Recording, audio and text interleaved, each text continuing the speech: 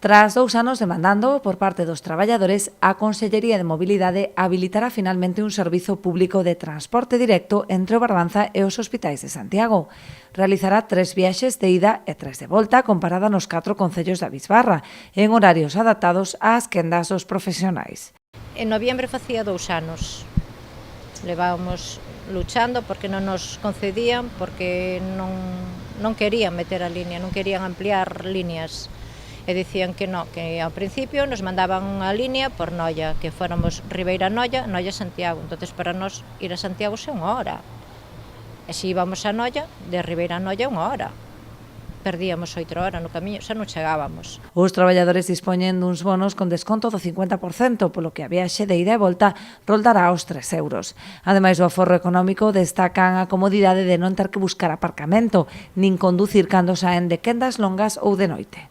Agora que o clínico vai estar en obras, bueno, xa empezou, pero non vamos ter aparcamento, para nós é unha ventaxa moi grande, porque nos deixa e nos vamos ao traballo, non temos que estar a marearnos a buscar onde aparcar.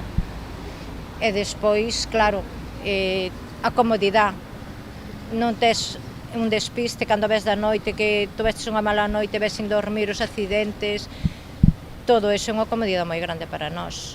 Malia que pretende dar servizo principalmente aos traballadores do clínico e do Hospital de Conxo, a nova liña pode ser utilizada por calquera usuario que o precise. Dende o Concello de Ribeira amosaron a súa satisfacción ante a implementación desta frecuencia, que abre a porta a seguir mellorando as conexións do Barbanza con Compostela con autobuses directos. Estamos traballando xa tamén con esa empresa, non só para mellorar o transporte regular na nosa cidade, non? En Ribeira, senón que tamén estamos traballando con eles para ver de mellorar o transporte público de maneira directa a Santiago, que haxa un autobús directo a Santiago de Compostela entre Ribeira e esa é a capital de Galiza, non?